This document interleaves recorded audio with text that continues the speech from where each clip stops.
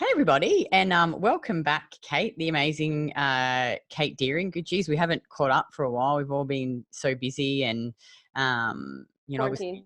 yeah, working and all this stuff, the virus and everything that's going on. And for those of you who don't know Kate, she's the author of the amazing book How to Heal Your Metabolism, which we sell on our website. It's a really great book if you're new to this way of eating and living. So you go check that out. But yeah, Kate and I often get on and have chats, and we haven't done one for a while, and we thought we'd just get on and talk about all things the coronavirus and how it's affecting people, and how you can obviously protect yourself in your health and your immunity during this time.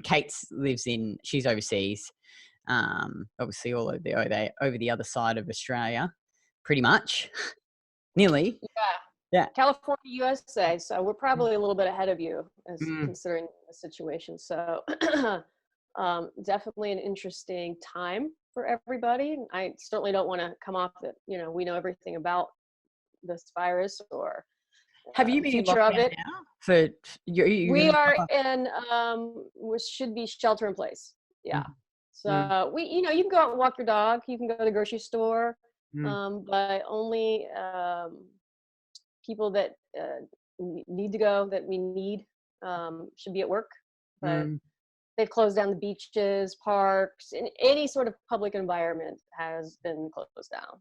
So personally, I mean, I appreciate how there's no traffic, and there's no, I mean, the air feels cleaner, the noise level is lower, everything feels a little bit slower. And so to me, unless you're watching the news, the environment actually feels quite nice.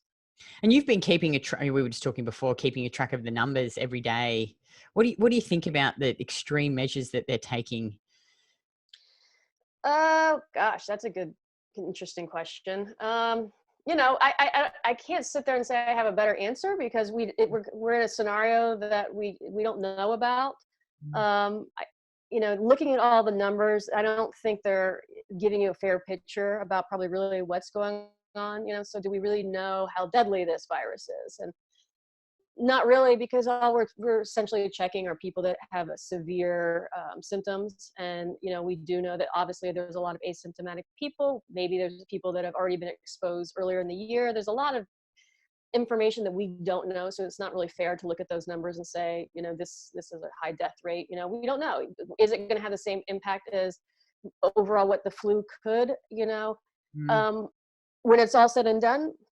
We don't know. Obviously, then they're saying no, it's going to be much higher. We still, because of this rush that you're seeing at some of the hospitals around the world. I think there's a lot of factors they're not looking at when they're looking at why are so many people going to the hospital right now.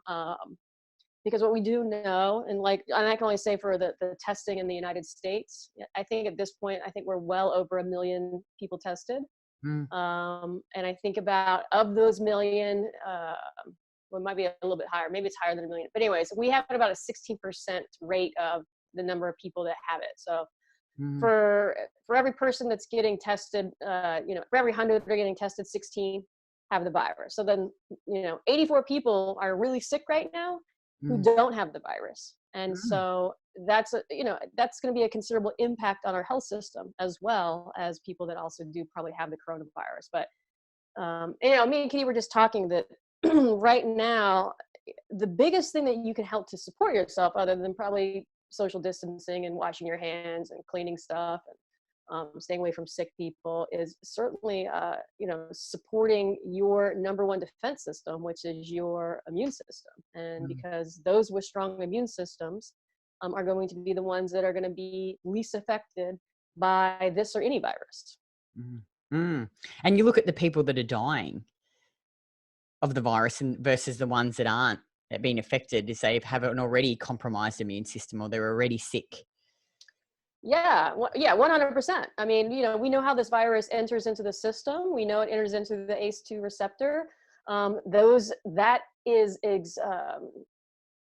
affected. We see that people are really sick, have lower levels of that receptor, and if that's where it's attaching, but that receptor is quite important Mm. because it needs to be elevated to kind of dismantle the angiotensin 2 receptor. So that's the thing that's going to cause all the vasoconstriction and the pulmonary edema and the respiratory issues. And so people that already have an overactive immune system, are already vulnerable, are already sick, are already severely stressed, their systems are not going to be able to fight this virus as well as someone that doesn't have a system that's already, as I would say, kind of upregulated. Mm. I was, I can't remember who I was talking to, but maybe it was Craig. And I just I noticed, we were thinking back to before we used to eat like this. And I actually remember when I very first met Craig, and, he was eating the typical like bodybuilder diet, and it took him a little while to transition completely over, because obviously it went against a lot of what he believed was, the right thing to do with nutrition. And I always remember actually at the start, when I first started seeing him, he got sick a lot more. Like he had more colds. And I was just thinking the other day, I'm like, he really never gets sick now. Like he doesn't really ever get any colds. And same with me, like back when I used to do all the crazy ass dieting, I used to get tonsillitis a lot. I used to get way more colds. And in the last 5 years, I've had tonsillitis once and maybe had a cold once. So it is just incredible, the difference eating a metabolically supportive diet can do for your immune system. And Yeah, I mean, like you said, we always go back to, when your system is getting well fed, it has enough energy to give all the systems of your body, right? I mean, we have many systems, our nervous system, our digestive system, but they all are a system of systems. They all work together. They don't work independently. And so to isolate one system and not look at the others just seems kind of crazy, but we do that.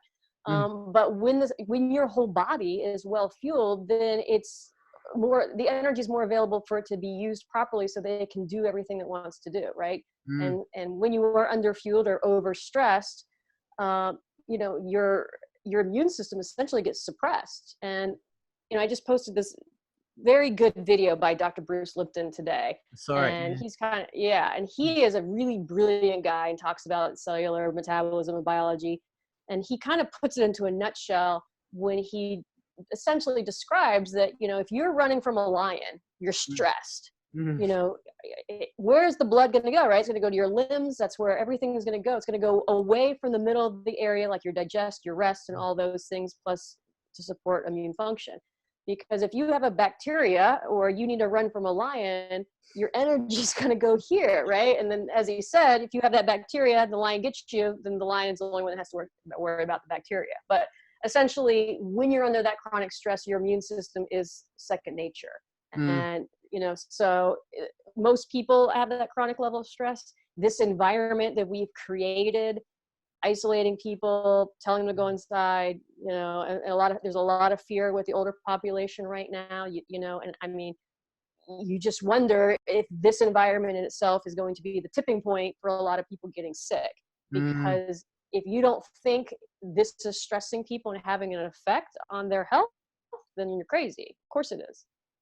I think, and it's obviously the reverse for you guys, but we're coming into winter now too, which is Yeah. going to make things even worse because it's flu season. Typically there's not as much sun, people aren't getting sun, which I think because you guys are coming into summer, Right. the opposite of us. Hey, so it's good for you.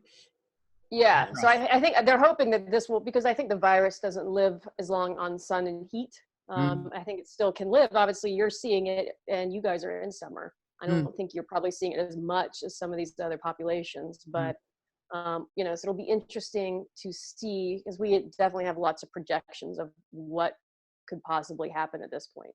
Mm. So like I said, time will tell. But I think in the meantime, you got to control the controllables, Mm. and that is you. And what you can control for you is, again, doing the basics, trying to keep your distance, especially from sick people, and clean your hands and clean stuff. But do things that are going to make you feel good. Do things that are going to upregulate your health system, and so that your body is a better vessel, just in case you do come in contact with something, that you have a mild reaction to it. Because if you have a stronger system, and that's what we're seeing, that's already data that we can see, right? The Mm. youth are not really being affected. I don't think, very, very few children under 9. I don't think any have died.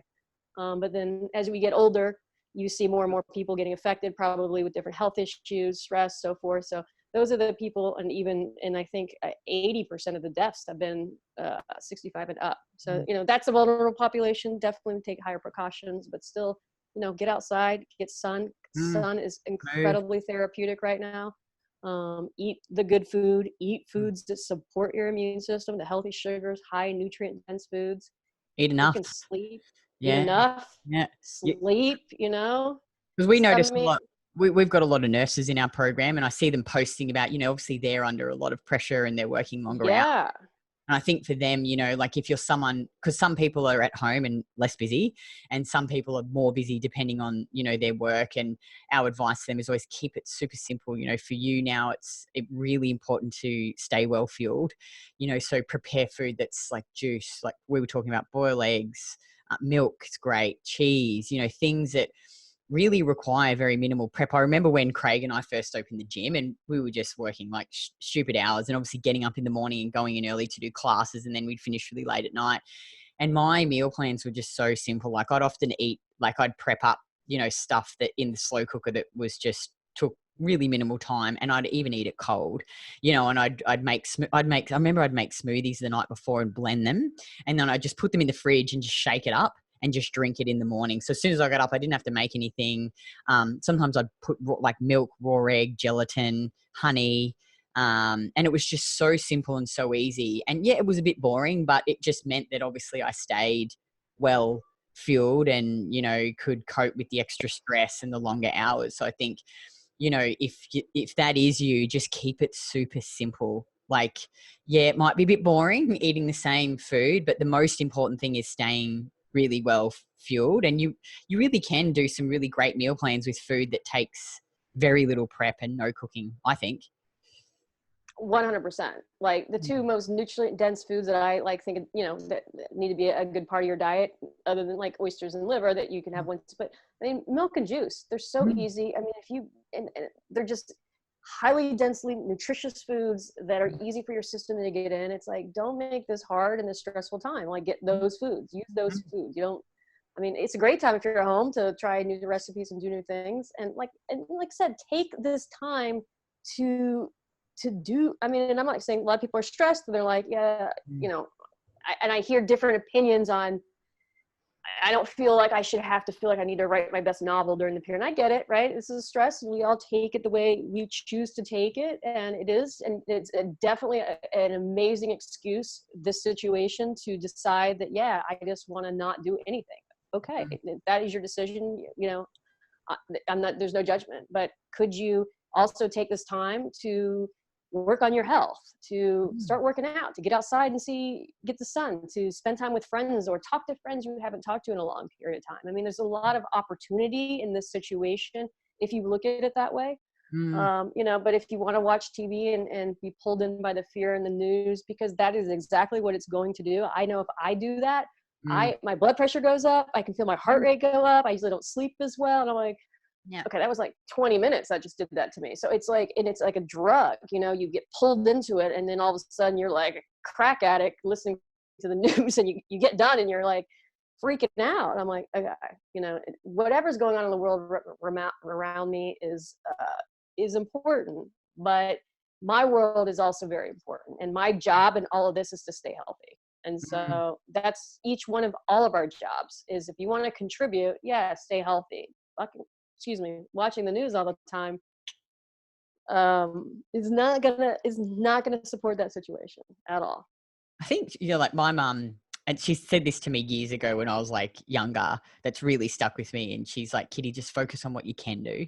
And for me, like, I feel really empowered when I just, like you say, control the controllables. So I've been, doing up my meal plan, planning out the food, making sure I've got it prepped, making sure I'm eating every day, going for a walk, getting sun every day, focusing on what I can control. And I think, you know, now more than ever, it's just those small things that you do every day that will give you that certainty back, you know, because when everything else is uncertain, That's and, you right. know, you could use this as an excuse to, because it is a stressful time, and I felt stressed and I felt 100%. worried, and, you know, but Yeah. you have a choice of how you react. And, you know, it's very easy. And I used to do this is I would just hit the piss. You know, I'd go and just have a few drinks every night and take the edge off, or probably way more than a few. Or then I'd just go and eat shit food. Or you can choose to sit in it and sit in the fear. And, you know, it's okay to have these feelings, but then do proactive things, you know, prep your food, learn about more about nutrition. Why can't you still reach your goals during this time? You know, like we've developed all these incredible home workouts. So you could go, well, I'm either going to do nothing or I'm going to do these amazing home workouts. I'm going to do the best that I can with my food and prep my food and stick to my meal plan so that I can sleep and feel energized. Or I'm going to run away and I'm going to drink and drown my sorrows and eat shit. And it's easy to do that, you know, like, but you'll just feel 10 times worse the next day. Like it's just gonna, Yeah. yeah. I mean, it is another problem. It's a worldwide problem. I mean, most of us haven't ever experienced something like this, but it is an amazing excuse to not do anything. I'm not going to disagree with you. It's a lot. And, you know, for some people it's going to paralyze them. Mm, You know, but at this point, you have choices every day that can keep you paralyzed, or you can mm, get out of that. mm, And those are the things you can control. You can't control all this stuff around you right now. So, you know, this is a great, like I always see it, I'm like, this is where the opportunities are, you mm. know. And I hate to say that because a lot of people are going to tell you F off, this is a horrible time. I'm like, yeah, but you got, But I you go, choose. there's also time. Yeah. Like, how many times in my brain am I like, God, I wish I just had more time. I'm like so busy. I'm like, wow, look at I mean, here we are, you know. I mean, it's always coming to you. It might not be in the way you actually thought it was coming, but here it is. Yeah. So, you know, you know, again, to me, I'm like, if I'm doing everything I can to keep healthy, then that's Mm, all I can do. I can't control anything else. And if something yeah. bad happens, well, then at that point you deal with it. Mm, And that's all I can do. And so, you know, you have to live like it's a day-to-day situation and just mm, take it day to day, live with it, make good choices that day like you would any other day, whether you're doing nutrition or health. But the mm, great thing now is you have a lot of time to do it and focus on it. And, you know, like I said, I'm not minimalizing this situation. It mm, sucks for so many people and for so many different levels. mm, And but you know, we can still persist through it and we can still get through it and thrive. mm. So Yeah. And you know what? It is, you will feel more empowered when you focus on what you can do and you take action. Like it just does. You instantly feel better. Um, you know, and just is those small things day to day, like you say, taking it day to day. And it can be easy to, like, if you get sucked into the news and your thoughts run away from you and you start thinking about everything that could happen and the worst case scenario, and it just doesn't, I mean, don't be stupid, obviously, like plan and be smart, but it just doesn't help you. It doesn't help you.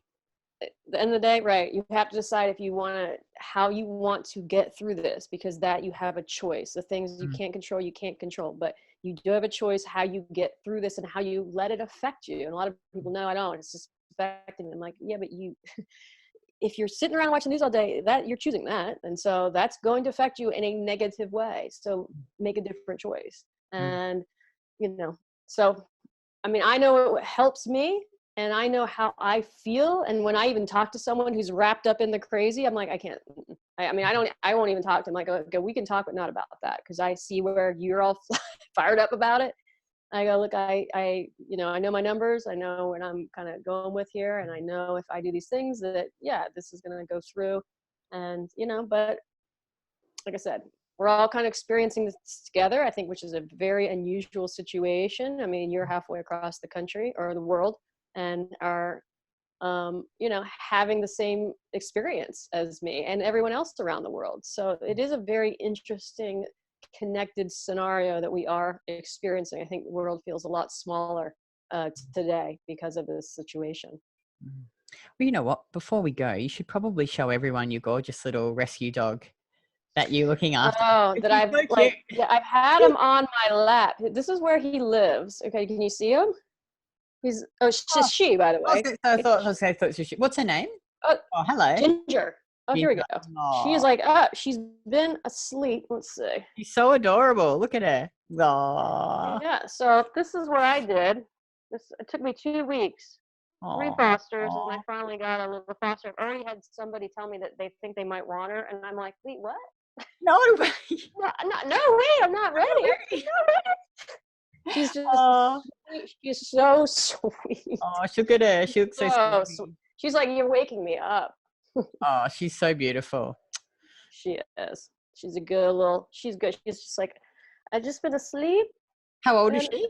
I'm not sure. Hubby? I don't know how old. I think she's probably about 8 pounds, 9 pounds. I don't know. She's just like the sweetest little girl though. So, this girl needs an adopted family, probably in a week or two. San Diego, if anyone knows of somebody. So, Oh, I mean, literally the sweetest girl. She will be a very good lap dog for sure. she's so cute. Well, thanks so much, Kate. Yeah, Always a pleasure. And always a pleasure. look Stay after. healthy, man. Yeah, you too. Stay eating. Don't worry. There's no risk of me not eating. I'm just thinking about now, like, fuck, I'm hungry. I'm glad this is finishing. I need to go eat again. I haven't eaten for 3 hours. Right, I know. Totally. I'm like, Awesome. oh, this is early dinner. I'm like, okay, all right. Thanks so much, Kate. We'll talk to you soon. All right, Kitty. Take care. Bye. Bye. Bye.